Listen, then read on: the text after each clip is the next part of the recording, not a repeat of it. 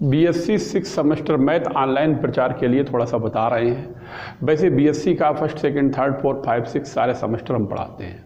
ये 6 सेमेस्टर के प्रचार के लिए बता रहे हैं। 6 सेमेस्टर में फर्स्ट पेपर 2 पेपर हैं, फर्स्ट और सेकंड। फर्स्ट पेपर में 2 बुक्स हैं, एक है मैट्रिक स्पेस की और एक है कॉम्प्लेक्स एनालिसिस। दोनों की कंबाइंड बुक आती है एसजे पब्लिकेशन राइटर की। तो वो बुक में कॉम्प्लेक्स एनालिसिस का पार्ट हम पढ़ा रहे हैं, इसलिए कॉम्प्लेक्स एनालिसिस के बारे में लिखा है।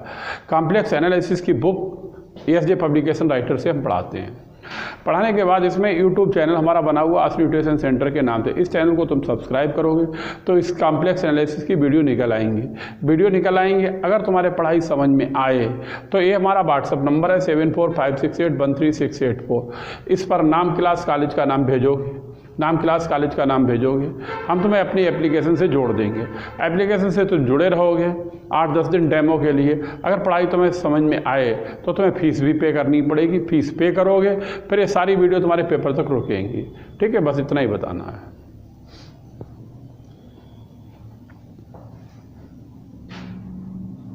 देख, ये चैप्टर नंबर 2 चल रहा है, इसका नाम है analytic function.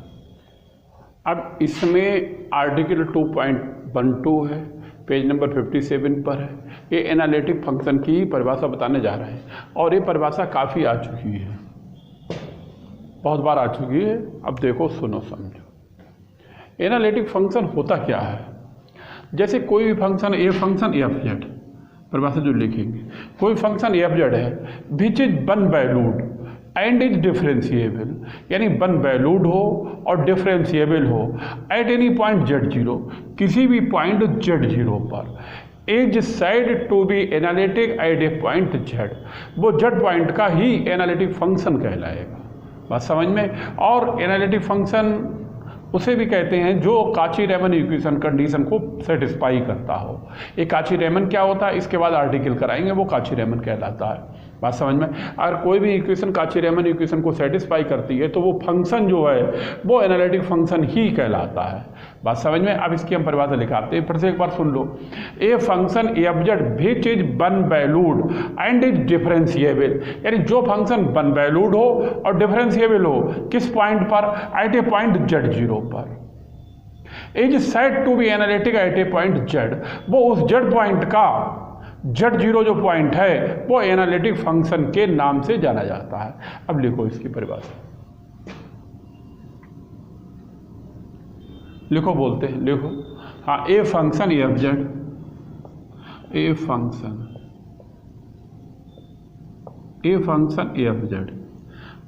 F Z which is one valued, which is one valued, which is one valued and is differentiable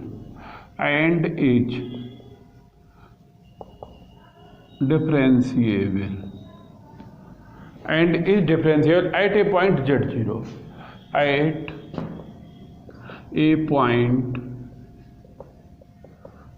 point z0, is said to be analytic, is said to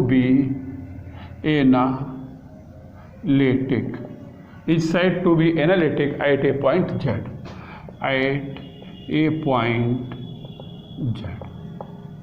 बात समझ। Note करो इसे, फिर आगे वाली कंडीशन तुम्हें लिखाई जाए।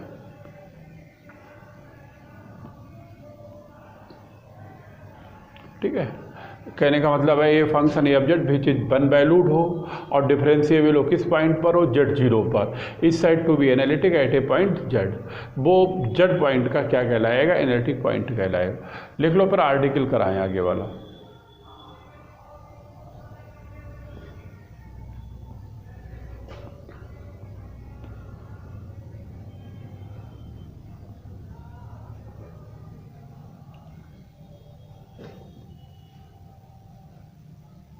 उतार लो फटाफट जिसका रह गया। आगे आर्टिकल 2.14 है, पेज नंबर 58 पे है और ए पार्ट है। अब इसका क्या नाम है हम लिखते हैं, बिगाड़ते हैं।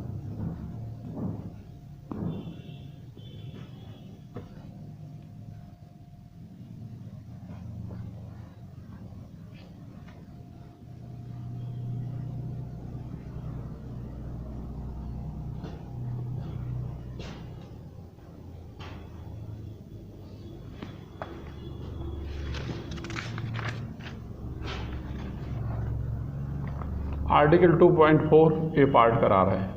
The necessary condition for F to be analytic, the necessary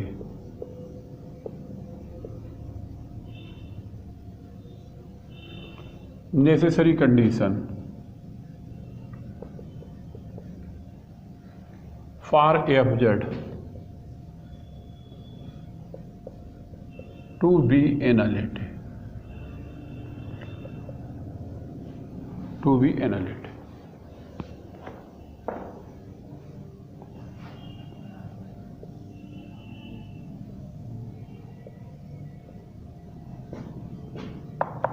to be analytic, ठीक है। अब नेसेसरी कंडीशन निकालनी है। ये नेसेसरी कंडीशन किस तरह से निकाली जाती है वो हम तो पूरी समझाते हैं तुम्हें। अब इसमें जैसे जड़ है, जैसे बी नो समझ लो, जड़ बराबर जो होता है वो होता है एक्स प्लस आई वाई, जड़ बराबर एक्स प्लस आई वाई। अगर इसका हम डेल जड़ लिखें तो ये हो जाएगा del X plus I del Y, ये हो जाएगा del X plus I del Y. अगर हम डब्लू लिखते हैं तो डब्लू बराबर यू प्लस आई बी हो जाएगा, डेल डब्लू बराबर del U plus I del B हो जाएगा, आई डेल बी हो जाएगा। बात समझ में आई। अब यहाँ से वैल्यू जो हम लिखते हैं डेल डब्लू बटे डेल जेड की, ए डेल डब्लू बटे डेल जेड, ये डिफरेंशिएशन का फंक्शन कहलाता है। अगर ए लिखें तो इसका फार्मूला क्या बनेगा, limit del Z equal to 0, इसको लिखेंगे limit del Z equal to 0, del Z equal to 0, और ये फार्मूला होता है F Z plus del Z minus का एफ जेड और अपान का जेड। ये डिफरेंशिएशन का फंक्शन कहलाता है।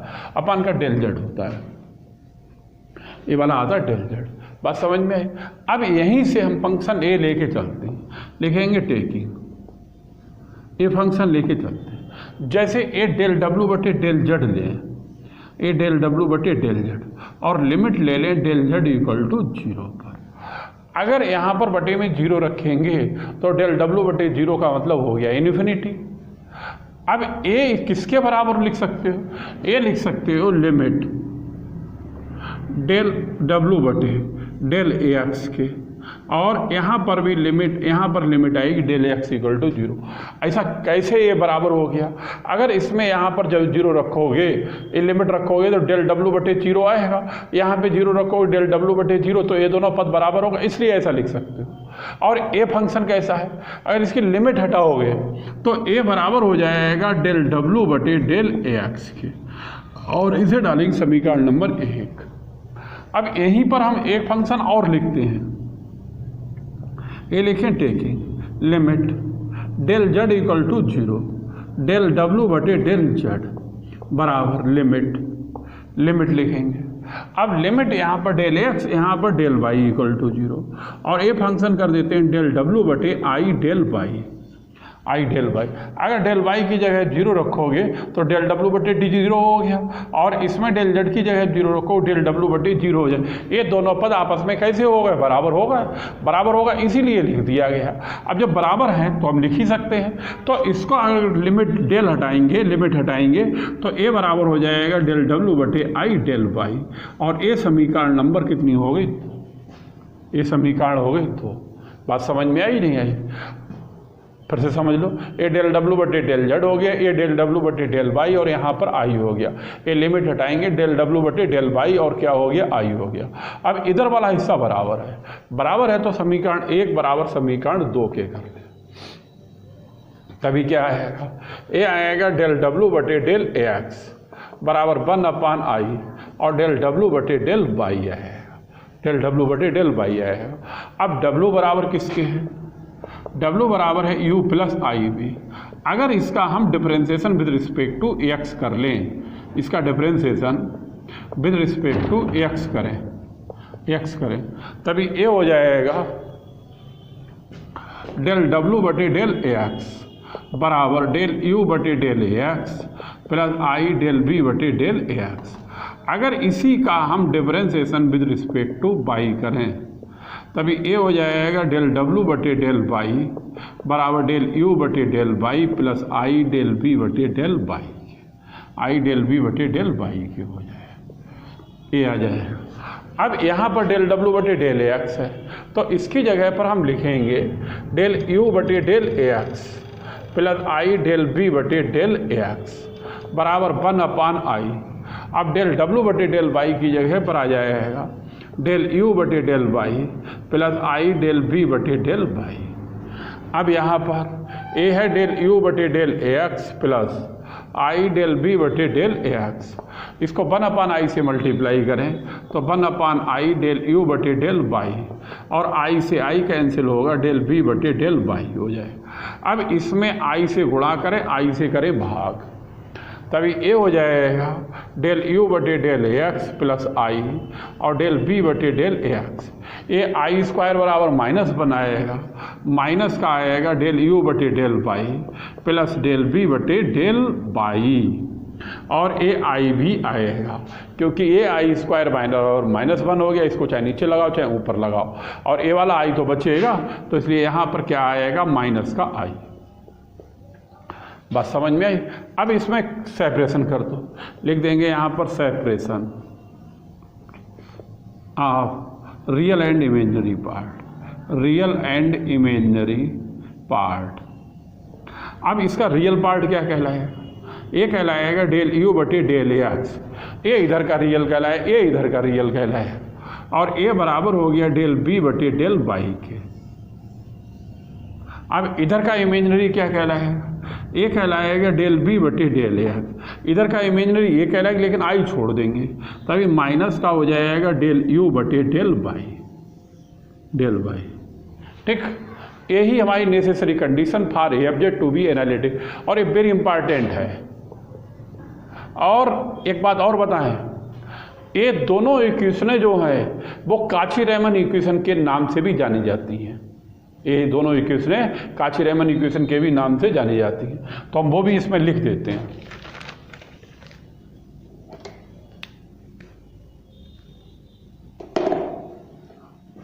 अब वो हम लिख देते हैं, जैसे एक इक्वेशन ए हो गई, एक इक्वेशन ए हो गई, तो यहाँ आप लिख देते हैं both equations are called Cauchy, CAUCHY Cauchy Riemann, RAI मन, Cauchy Riemann equation. Both equations are called Cauchy Riemann equation, Cauchy Riemann equation in Cartesian coordinate,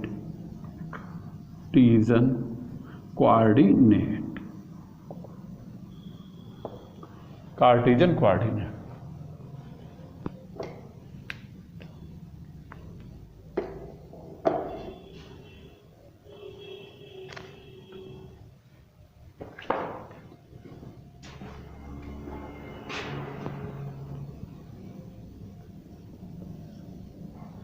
ठीक, यानी कि ये दोनों समीकरणें Cauchy Riemann equation in Cartesian coordinate के भी नाम से जानी जाती हैं। ठीक, ये भी ध्यान रखना। ठीक, ये आर्टिकल बहुत इंपॉर्टेंट है, कंप्लीट हो गया। ठीक है, उतार लो इसे, और फिर इसी में नेसेसरी के बाद सफिशिएंट कंडीशन हम और कराएंगे। उतारो फिर बताओ।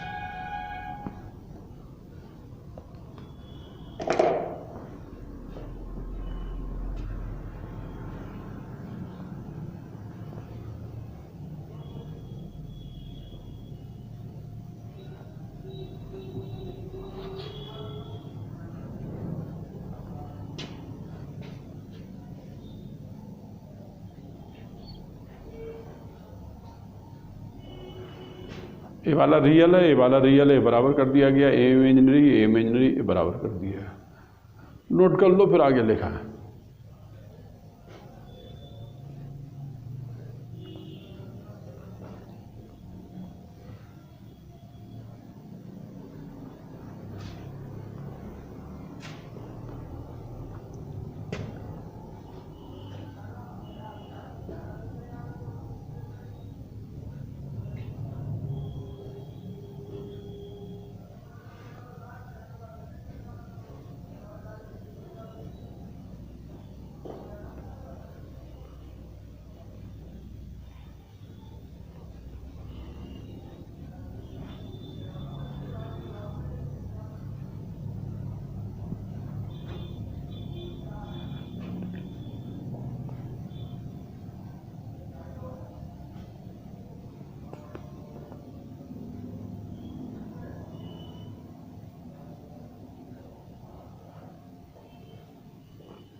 ठीक, लिख लिया।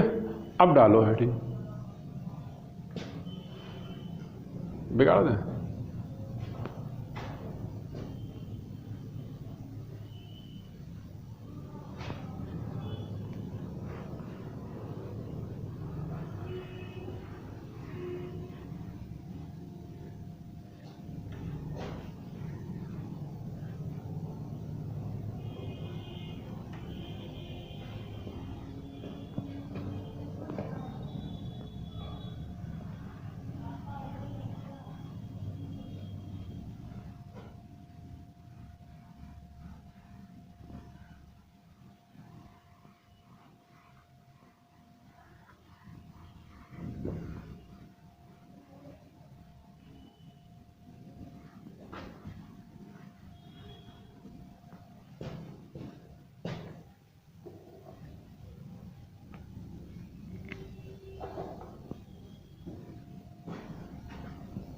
ए पार्ट है, अब इसी का बी पार्ट है।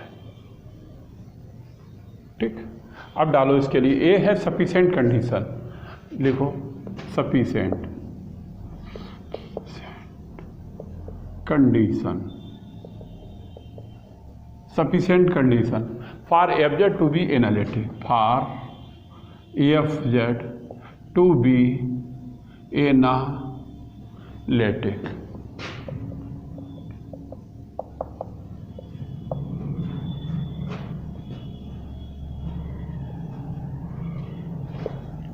ये भी कंडीशन बहुत इंपॉर्टेंट है, वेरी इंपॉर्टेंट है, ये भी वेरी इंपॉर्टेंट है। और तुम्हारी किताब में ये बहुत अलग प्रकार से दे रखी है, इसलिए हम दूसरी बुक से इसको कराएंगे, दूसरे तरह से इसको फंक्शन को पूरा ही करा देंगे। आर्टिकल के लिए कराते तो पूरा ही है, आर्टिकल करा देंगे और इसको सही करके लिखना, ठीक है। हाँ, तुम्हारी किताब में काफ़ी लैंग्वेज में दे रखी है, लैंग्वेज में याद करना बहुत कठिन पड़ता है, इसलिए हम दूसरी तरह लिखा देंगे, ठीक है। अब इसके लिए सफिशिएंट कंडीशन कैसे क्या निकालते हैं वो हम तो बताते हैं। इसके लिए एक फंक्शन हम लेके चलते हैं, लिखते हैं टेकिंग रिलेशन, टेकिंग रिलेशन, ठीक है। अब ए रिलेशन लेके चलते हैं डेल यू का, डेल यू बराबर, डेल यू किसके बराबर होता है? ये होता है U X plus del X comma Y plus del Y, minus का होता है U X comma Y, U X comma Y. बात समझ में? अब इसी डेल यू को हम दूसरी प्रकार से भी लिख सकते हैं, तो हम उसके लिए फिर लिखेंगे टेकिंग, टेकिंग डेल यू बराबर, डेल यू बराबर, अब ये हो जाएगा डेल यू बटे del X plus psi one, और साई वन कांस्टेंट है, अच्छा, प्लस इंटू डेल एक्स, और प्लस का डेल यू बटे डेल वाई प्लस का साई टू, और ये हो जाएगा डेल वाई, और ये हो जाएगा डेल वाई। अब इसको हम अंदर ए फार्मूले कहलाते हैं, फार्मूले कहलाते हैं, ध्यान रखना। इसको हम अंदर मल्टीप्लाई करके लिख लें, मल्टीप्लाई करके लिखें तो डेल यू बराबर डेल यू बटे डेल एक्स, और आएगा del X plus psi one del X, del U बटे डेल वाई और डेल वाई प्लस का आएगा साई टू डेल वाई, और इसे डाल दें इक्वेशन नंबर 1।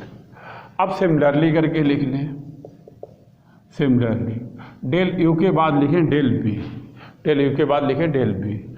अब ए हो जाएगा डेल बी बटे डेल एक्स और डेल एक्स प्लस, केवल डेल बी लिखने का मतलब है यू के स्थान पर हम बी लिख देंगे, ठीक, बाकी सब वही रखेंगे। तो ए साई वन डेल एक्स है, साई वन डेल एक्स है, इसकी जगह पर हम कांस्टेंट को चेंज कर देते हैं, साई वन है, ए साई टू लिख दिया। अब इसकी जगह पर हम constant lambda one lambda two मान लेते हैं, उससे कोई फर्क ही नहीं पड़ेगा, तो हम लिख लेते हैं lambda one del X plus, अब ए डेल यू बटे डेल वाई है, तो डेल बी बटे del Y into del Y लिख लेते हैं, और इसको लिख देते हैं लैम्डा टू डेल वाई, और ये समीकरण नंबर 2 लिख देते हैं। अब समीकरण 1 और समीकरण 2 को हम जोड़ेंगे, किस तरह से जोड़ेंगे वो अभी हम तुम्हें बताएंगे, डेल डब्ल्यू की फॉर्म में जोड़ेंगे। उससे पहले हम थोड़ा सा तुम्हें बताते हैं, जैसा तुम्हें मालूम है बी नो डब्ल्यू बराबर जो होता है वो यू प्लस आई बी के होता है, यू प्लस आई बी के होता है।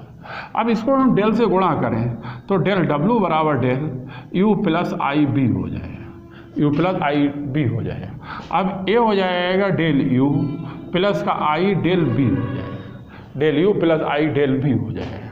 और ए वैल्यू क्या चल रही है, डेल डब्ल्यू की। अब इसमें del U plus I del B की हम वैल्यू रखते हैं। अब यहाँ पे लिखते हैं डेल डब्ल्यू बराबर,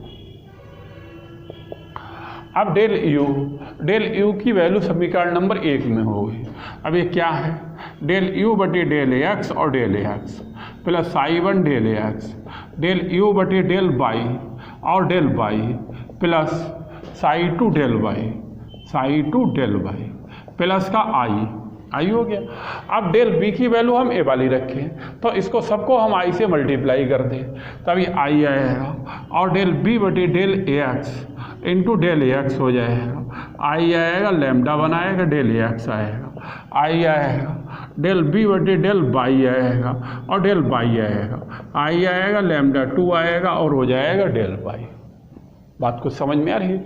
अब यहाँ पर लिखें डेल डब्ल्यू बराबर, अब जैसे ए वाला पद है और ए वाला पद है, ए वाला पद में इन दोनों में से हम डेल एक्स ले लें कॉमन, इन दोनों में से डेल एक्स हम कॉमन ले लें तो डेल यू बटे del X I del B बटे डेल एक्स आ जाएगा।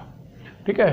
अब इसी तरह से ए वाला पद है, ए वाला पद लाओ दूसरी तरह थोड़ी लाइन बना देते हैं और एक पद ए वाला है, इन दोनों पदों में से हम डेल वाई कॉमन ले लें, ए कॉमन ले लें डेल वाई तो ए हो जाएगा डेल यू बटे डेल वाई आई डेल बी बटे डेल वाई के हो जाएगा प्लस इसके बाद ये 4 रह गए पद, ये चारों कांस्टेंट है, इनको हम नोट कर लेते हैं। ये रह गया psi 1 del X, psi 1 del X, ये रह गया psi 2 del Y, psi 2 del Y plus I lambda 1 del X plus I lambda 2 और हो गया डेल वाई, आई हो गया लैम्डा 2 डेल वाई हो गया। अब इसको हम डाल देते हैं इक्वेशन नंबर 3। अब समझो ध्यान से, अब हम ये चाहते हैं जैसी ए इक्वेशन है, जैसी ए वाली इक्वेशन है, ए यहाँ से लेके यहाँ से वैसी ही इक्वेशन ए बन जाए, ए वाली बन जाए, इसको हम इस तरह से बनाएंगे। अब इसको इस तरह से बनाने के लिए किस तरह से बनाएंगे वो हम मेथड तुम्हें बताते हैं, वो मेथड बताते हैं, यहाँ पे बताते हैं। देखो जैसे यहाँ पे लिख देते हैं, या फिर ऐसा करो इसे तुम उतार लो, फिर हम ऊपर का सब बिगाड़ रहे हैं, ऊपर से ही लिखते हुए आएंगे, उतार लो इतना फिर बताएं आगे।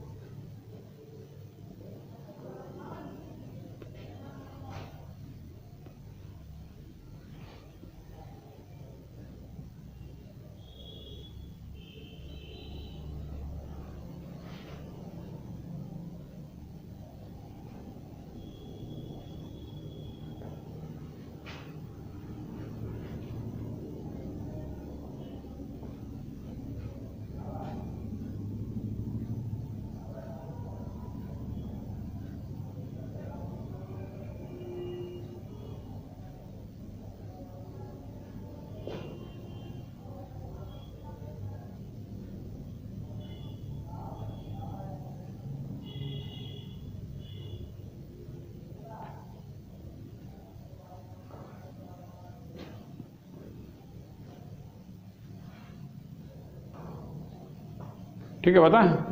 अब सुनो, अब हम इस वाले पद के लिए इस तरह से चेंज करने जा रहे हैं। अब ये कैसे चेंज करेंगे उसका हम तुम्हें तरीका बताते हैं। अब हम ऊपर का थोड़ा बिगाड़ देते हैं, वो समझो।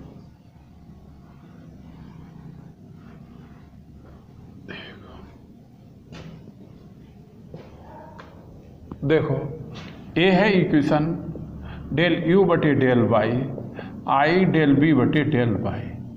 अब इन दोनों पदों को हम इस तरह से कैसे इसको इस तरह से कैसे बदलेंगे, उसके लिए हम लिखते हैं बाई काची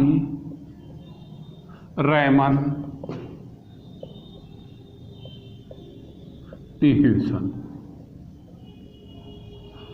अब वो क्या है, डेल यू बटे डेल एक्स बराबर डेल बी बटे डेल वाई, डेल यू बटे डेल वाई बराबर माइनस का डेल बी बटे डेल एक्स। ये हमारी काची रेमन है।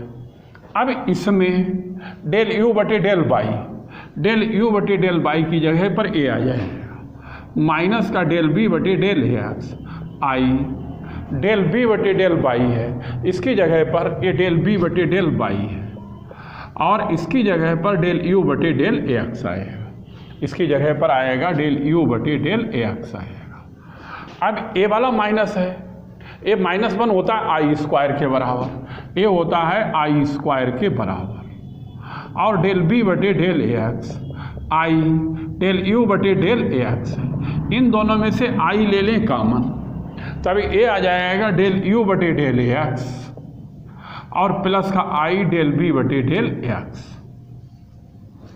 आई डेल बी बटे डेल। अब ए वाला पद देखो ए बन गया।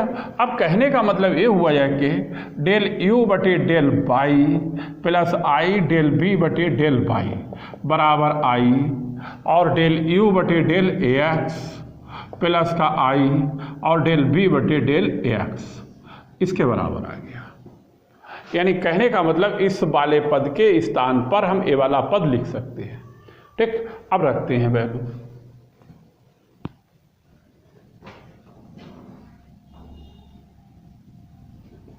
अब देखते हैं,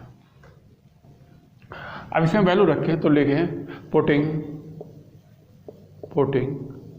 the value in equation third,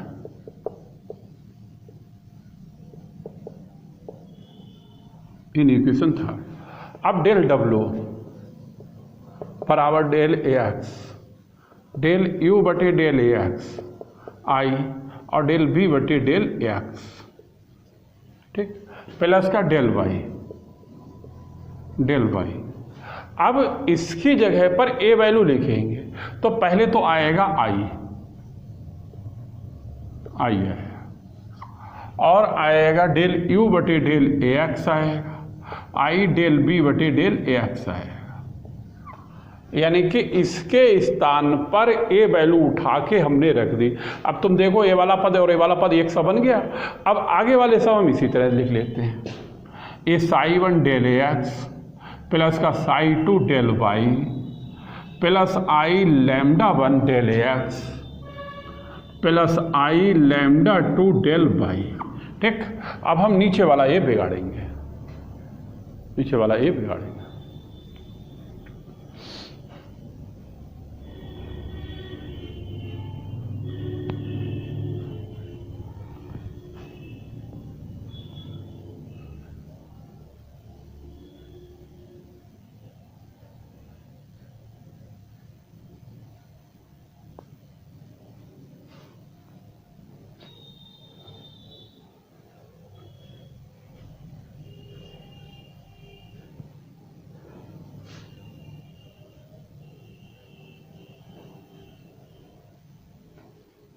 बिगाड़ दें।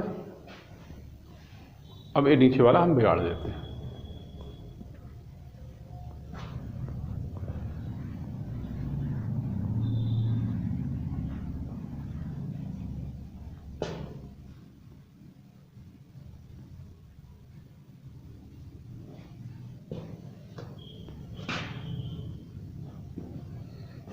अब देखो ए वाला पद और ए वाला पद सेम है। अब इसमें को हम कॉमन ले लें तो ए हो जाएगा डेल यू बटे del X, I del B बटे डेल एक्स, और ए हो जाएगा del X, I del Y हो जाएगा, आई डेल वाई हो जाएगा। अब आगे वाले इसी तरह से लेके तो ए हो जाएगा psi 1 del X plus psi 2 del Y, I lambda 1, I lambda 1 del X, I lambda 2 del Y, ये हो जाएगा।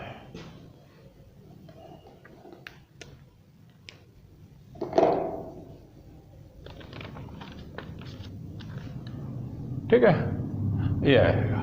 अब यहाँ पर ये साई 1 साई 2 लैम्डा 1 लैम्डा 2 ये क्या है, कांस्टेंट है। कांस्टेंट जीरो भी कांस्टेंट कहलाता है, तो इन कांस्टेंटों को हम बराबर जीरो मान लेते हैं। तो हम लिख देंगे पुटिंग साई 1 बराबर 0, साई 2 बराबर 0, लैम्डा 1 बराबर 0, लैम्डा 2 बराबर 0, इसको हमने 0 मान लिया। अब आया del X plus I del Y की जगह क्या लिखेंगे? अब तुम्हें मालूम है कि जेड बराबर होता है एक्स प्लस आई वाई, तो डेल जेड बराबर del X plus I del Y के बराबर हो जाए, डेल जेड बराबर del X plus I del Y हो जाए। अब रखें यहाँ पर, तो डेल डब्लू बराबर ये आएगा डेल यू बटे del X I del B बटे डेल एक्स, और del X plus I del Y की जगह पर डेल जेड आएगा, ये हो जाएगा डेल जेड। अब ये चारों पद 0 हैं, 0 प्लस 0 प्लस 0 प्लस 0, ये 0 हो गया। अब ये डेल जेड मतलब ये डेल जेड इसके बटे में आ जाएगा। अब लिखते हैं यहाँ पर divided by del Z, divided by del Z. अब इसको हम डेल जेड से डिवाइड करें तो डेल डब्लू बटे डेल जेड बराबर डेल यू बटे del X I del B बटे डेल एक्स। नोट करो इतना, फिर आगे बताया जाए।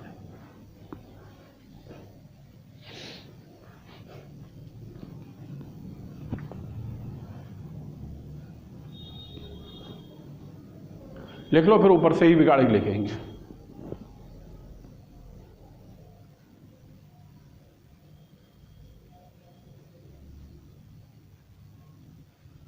ये काची रेमन है, अच्छा ध्यान रखना ये वाली, ये अभी ये सब बिगाड़ देंगे। ये लिखेंगे ऊपर, नोट करो तुम लोग।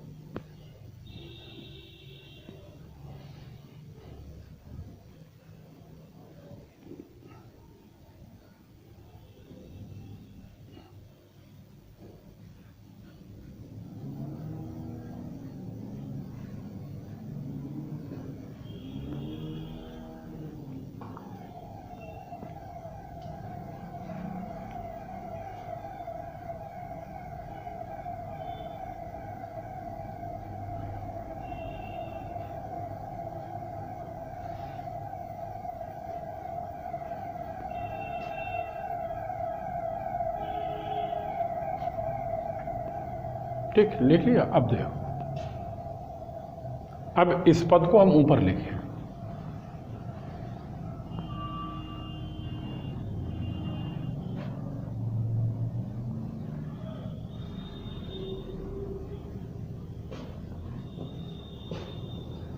अब देखो, इस पद को हम ऊपर लिख लेते हैं।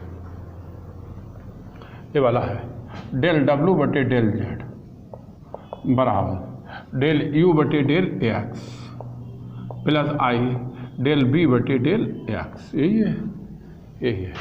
अब यहाँ पर क्या करेंगे? अब हम लिमिट लेते हैं डेल जेड इक्वल टू 0, लिखते हैं taking limit del Z equal to 0। ठीक, limit del Z equal to 0, चाहे ये वाला डेल बनाओ, चाहे जैसे ये बना हुआ इसी तरह से बना लो। ठीक, बोथ साइड्स। अब इधर लिमिट लगाएं, del Z equal to 0, del W बटे डेल जेड हो जाए। इधर लिमिट लगाएं तब जब डेल जेड हो, डेल जेड है ही नहीं तो इस लिमिट का कोई काम ही नहीं है, तो इसको इसी तरह लिख लो, डेल यू बटे del X I del B बटे डेल एक्स, ये बना जाएगा। अब अगर ये लिमिट हटाते हैं तो ये वाला डेल डी में चेंज हो जाता है, ये हो जाता है डी डब्लू बटे डी जेड हो जाएगा। बात समझ में आई? अब डी डब्लू बटे डी जेड ये क्या है? ये बराबर है डेल यू बटे del X plus I del B बटे डेल एक्स, यही तो बराबर हो जाए। और यही डेरिवेटिव कहलाता है। कैसे कहलाता है वो भी समझो। W बराबर एफ जेड होता है, W बराबर एफ जेड। अगर इसका हम differentiation with respect to Z कर ले तभी ये हो जाएगा डी डब्ल्यू बटे डी जेड बराबर, और इसको हम लिख सकते हैं एफ डैश जेड, ये लिख सकते हैं F dash Z, F dash Z.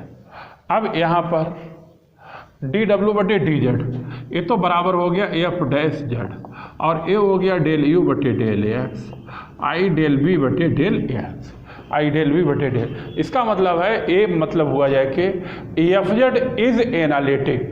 क्यों?